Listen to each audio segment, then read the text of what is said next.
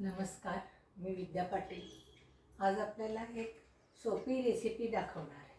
हे आहे बटर. बेकरीतून जे आपण आणतोय ना ते बटर आहे. फक्त कडीलिंबाची पानं आणि मिरची पावडर, मीठ एवढंच साहित्य लागणार आहे. करून दाखवते मी. ठीक आहे.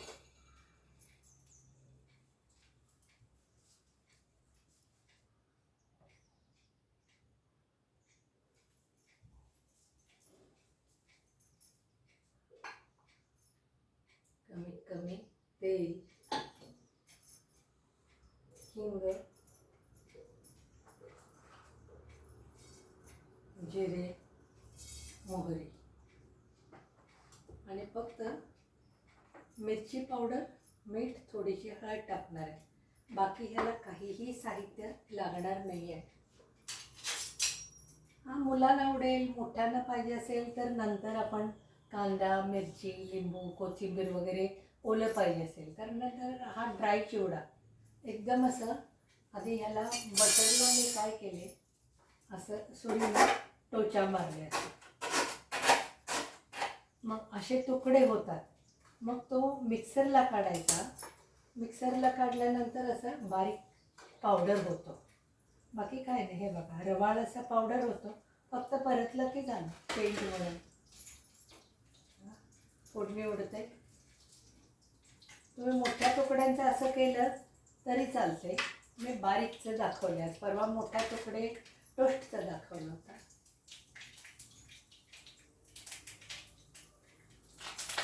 सोपी, कमी साहित्यामधली रेसिपी.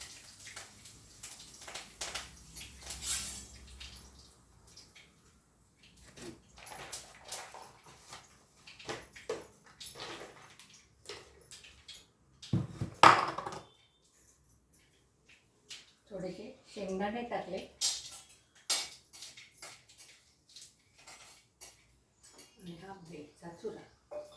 फार काय ह्याला परतावा लागत नाही. तुमच्या आवडीप्रमाणे थोडीशी हळद टाकले, लाल मिरची पावडर थोडी, हिंग आधी फोडणी टाकले थोडंसं चवीला, आणि मीठ हाताने घालायची सवय. करून बघा, खाऊन बघा, आम्हाला प्रोत्साहन द्या. काहीतरी नवीन करायचं. ते बटर संपत नाही ना काही वेळा आणलेली, मग त्याचं नवीन काहीतरी केलं. त्याच्यावर तुम्ही बारीक कांदा चिरून, कोथिंबीर घालून आणखीन काहीतरी ॲड करू शकता. आणि कुरकुरीत असं छान होतं आहे. म्हणजे एखाद्या वेळी याच्यात लिंबू पिळून, बारीक कांदा घालून, वरून पाण्याचा हक्का मारून तुम्ही थोडंसं ताक वगैरे घालून असं उपण्यासारखा पण होतो आहे. तुम्हाला आवडेल तसं तुम्ही करू शकता.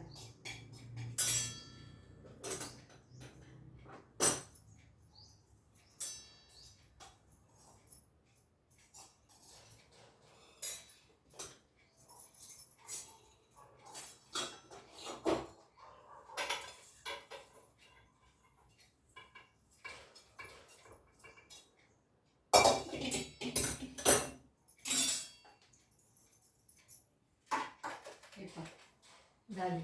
ह्या गोल बटर बेकरीमधून आणलेले टोचा मारला, तुकडे केले, मिक्सरला काढून बारीक पावडर केला आणि त्याचा हा चिवडा खूप छान लागतो. वर दही घालून खाऊ शकताय. उपमासारखे होते. तुम्हाला आवडेल तसं करून बघा. धन्यवाद. आम्हाला प्रोत्साहन द्या. लाईक करा.